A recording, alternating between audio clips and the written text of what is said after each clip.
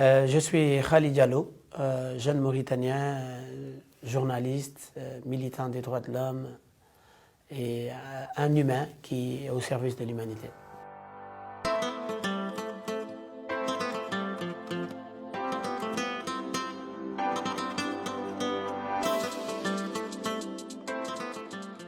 Toute cette histoire de la marmite du partage, elle a d'abord commencé par moi, parce que la marmite du partage, c'est le résultat d'un cheminement de mon éducation. Parce que, étant orphelin qui a perdu sa mère très tôt, donc j'ai perdu ma mère dans les années 87, et j'ai perdu mon père dans les années 96, en 1996.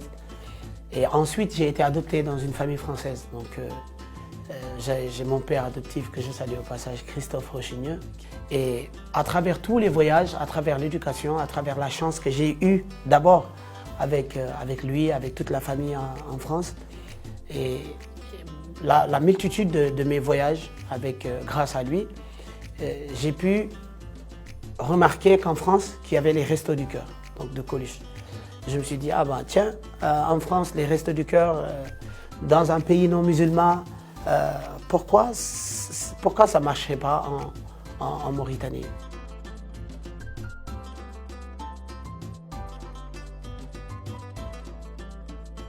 Et donc j'ai commencé à rédiger le projet de la marmite du partage. Et puis je me suis retrouvé au Sénégal pour mes études supérieures, donc là où j'étais pour faire des études en journalisme, communication. Et là aussi, j'avais en face de moi la marmite du cœur au Sénégal. Je me suis dit, ah tiens, je ne suis pas loin de mon objectif, parce que j'avais déjà commencé à rédiger le programme de la marmite du partage. Et le nom m'est venu, mais comme ça. Les Restos du Cœur, la marmite du cœur. J'ai dit, ah tiens, nous, vu qu'on est des musulmans, on est en Mauritanie, dans la tradition mauritanienne, il y a beaucoup le sens du partage et de l'entraide entre les gens. J'ai écrit la marmite du partage. Et c'est en 2011 que le projet a été mis en place et les activités ont commencé proprement en 2012.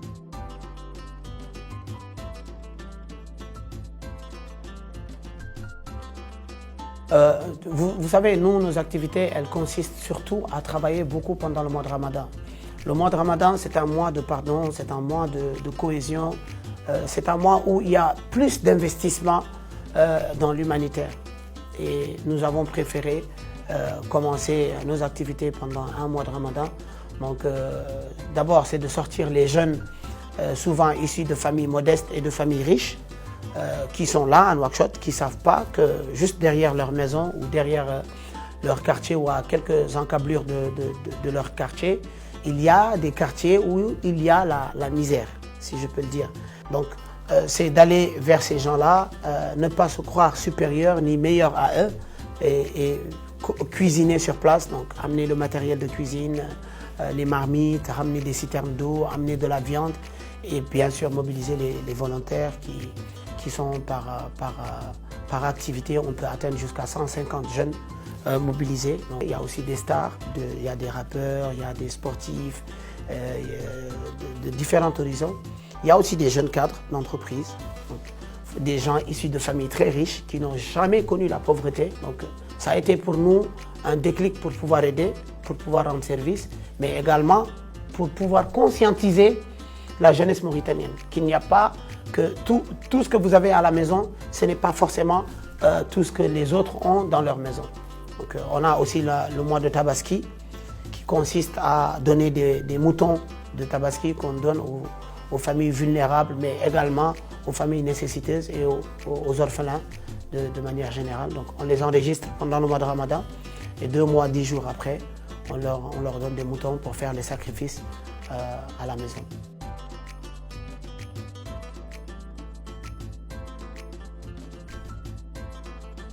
J'ai été énormément touché par certains jeunes au sein de la marmite du partage.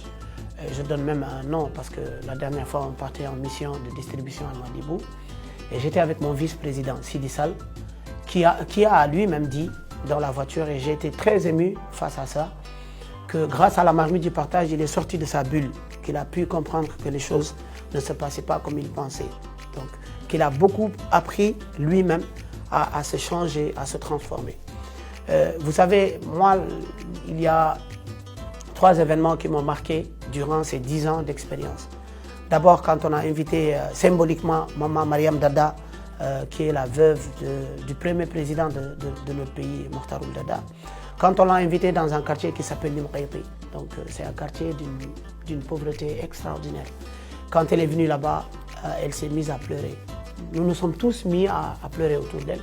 Et je lui ai dit, mais maman, pourquoi tu pleures? Elle m'a dit, de toute mon existence, je n'aurais jamais cru qu'il y a une pauvreté aussi grande dans ce pays-là et à cette échelle-là. Et cette même année de visite de la première dame de notre pays, il y a eu un jeune de 6-7 ans qui avait été électrocuté par un câble électrique. Vous savez,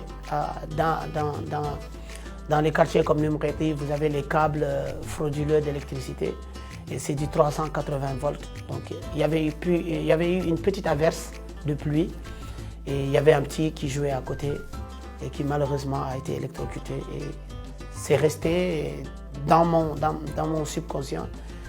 Et je me suis dit, vraiment, il y a énormément à faire. Et cette année-là, on avait beaucoup parlé de ce problème-là. Ensuite, quelques années après, j'ai rencontré un autre monsieur, un vieux monsieur qui a vers les 70 années. Et c'était à Kouva, donc dans la commune de Sepra. Ce vieux-là, il m'a approché, il a demandé à tout le monde qui est le président. Ils m'ont dit, c'est le jeune-là. Et il est venu me voir, il me dit, il m'a dit, c'est toi le président? J'ai dit oui. Il dit, mais moi j'ai cru que tu étais un vieux qui avait 50 ans. J'ai dit, mais mon père, pourquoi? Il me dit, non, parce qu'en général, ceux qui font du bien, c'est des gens qui ont un certain âge. Après, je lui ai dit, non, nous, on s'est engagés, on veut aider, parce que nous-mêmes, on nous a aidés. Je lui ai raconté un peu mon histoire, et je lui disais, aujourd'hui, je me sens redevable. Je sens que je suis en train de faire le retour de l'ascenseur. Et il m'a dit, en tout cas, moi, j'ai un rêve que je voudrais réaliser. J'ai dit, ah, mon père, dis-moi, si je peux t'aider, je vais t'aider. Il dit, comme tu as vu ma situation, je suis quelqu'un de très démuni, mais je continue moi-même à essayer d'aider ma famille. J'ai dit, ah, mais qu'est-ce que nous, on peut faire pour pouvoir t'aider, mon père? Il dit, ah, je suis resté pendant quelques secondes. J'en revenais pas, quoi, en fait. Certains pensent avoir des maisons, d'autres pensent avoir des avions, d'autres se font de l'argent et ne pensent même pas aux démunis. Et lui, il pense avoir un âne. Je lui dis, mais un âne? Il dit, ouais. Je dis, qu'est-ce que tu fais avec un âne? Il dit, moi, j'ai une charrette avec laquelle je travaille pour nourrir ma famille. Et aujourd'hui, l'âne que j'avais, il est malade. Il est dans l'incapacité de travailler pour nous. Alors là, j'ai reçu un coup de sabre dans la tête. J'ai automatiquement pensé à tous ces enfants, à tous ces jeunes de ma génération, à toutes ces personnes qui ont énormément de moyens, qui ont énormément d'argent et qui se mettent tout le temps dans la position de calculer comment ils vont gagner plus de gains. Alors qu'un autre, à côté, a besoin juste d'un âne qui coûte à peine 30 000 ou bien pour pouvoir subvenir aux besoins de sa famille. Et je me suis juré au plus profond de moi que la même semaine, il fallait qu'on lui trouve ça pour lui donner cet argent et qu'il puisse acheter cet âne-là. Et c'est un acte que je n'oublierai jamais de ma vie parce que je me suis dit que nous avons rendu service à quelqu'un qui, malgré sa pauvreté, garde sa dignité et de vouloir coûte que coûte aider sa famille.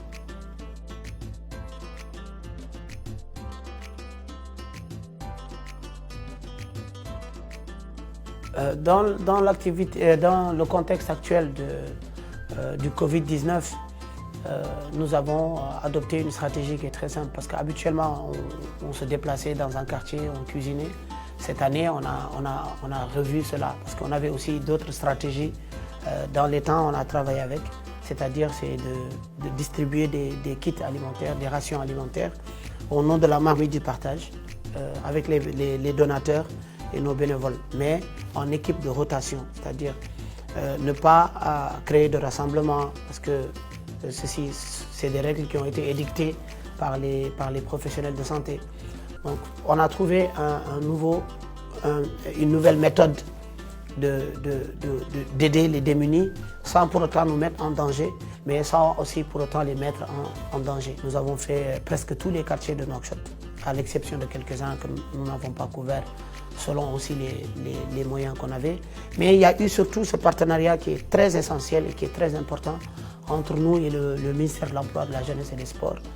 Et je profite d'ailleurs de l'occasion pour remercier le ministre Taleb, qui est un grand frère, qui est un homme d'une modestie et d'une humanité extraordinaire. J'ai appris à le connaître à travers les activités humanitaires que le ministère a mis en place en collaboration avec le programme Watanouna, dans lequel nous sommes une partie prenante. Et nous avons pu distribuer, nous avons pu aider à notre niveau. On ne dira pas qu'on est les meilleurs, qu'on a fait plus que les autres, etc. Non, loin de là. Dans le contexte du Covid, le discours que nous avons adopté, c'est que le temps n'est pas permis aux petites querelles. Mais là, dans le contexte du Covid-19, c'est faire la prévention, c'est sensibiliser le maximum. On n'a pas besoin d'aller dehors. Il faut d'abord commencer par sa propre maison. Est-ce que nous avons nous-mêmes commencé par nos propres maisons, par notre propre entourage? Qu'est-ce que nous avons dit aux nôtres? Nous leur avons dit, lavez-vous les mains régulièrement au savon, de l'eau et du savon, la solution hydroalcoolique, c'est-à-dire le gel, mettez votre masque, protégez-vous, limitez votre déplacement. Et nous avons aussi fait une grosse campagne sur les réseaux sociaux qui a été reprise par beaucoup de personnes, qui s'appelle Gadv Darak Lat Dijarak. Donc on l'a traduit en Poulard, Hassania, Wolof, Soninké. Il y a eu cet engouement. Et c'est lieu quand même de saluer vraiment l'engagement de la jeunesse mauritanienne dans la lutte contre cette pandémie de coronavirus.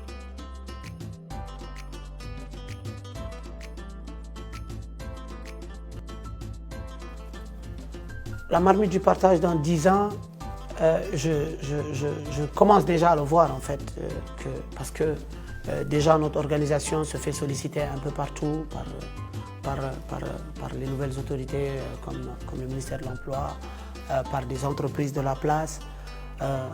L'engouement continue, mais ce que je voulais moi voir personnellement, ce n'est pas tout ça. Au début, quand la marmite du partage est arrivée, rares sont les jeunes qui sont intéressés par l'action humanitaire et sociale. Aujourd'hui, avec la dynamique de la marmite du partage, nous avons impulsé une nouvelle ère chez les jeunes Mauritaniens à s'intéresser. En fait, tout ne se calcule pas seulement autour de sa réussite personnelle, de sa voiture, de sa maison, de son entreprise, etc., etc. Mais que nous pouvons avoir du temps pour nous, mais nous pouvons aussi avoir du temps pour les autres. Et ça, c'est notre religion qui nous le conseille. Donc, entre-aidez-vous. Et ça, c'est un truc que je ne regrette pas du tout, de voir les jeunes Mauritaniens, aussi bien au niveau de la marmite du partage, comme d'autres qui essayent de faire comme la marmite du partage, qui l'adaptent à leur contexte, à leur façon de faire, à leur manière de faire. Et je pense que tout ça, on est tous gagnants. Et c'est ce que je retiens. Tout le reste, c'est un complément. L'essentiel pour nous, c'était de dire aux jeunes Mauritaniens, nous pouvons faire autre chose qui n'est pas de la politique politicienne. Nous pouvons faire autre chose qui n'est pas juste travailler et rentrer à la maison. Nous pouvons faire autre chose que ne pas juste nous enrichir personnellement, mais que nous pouvons enrichir les autres avec les actions que nous faisons, avec les actes que nous posons.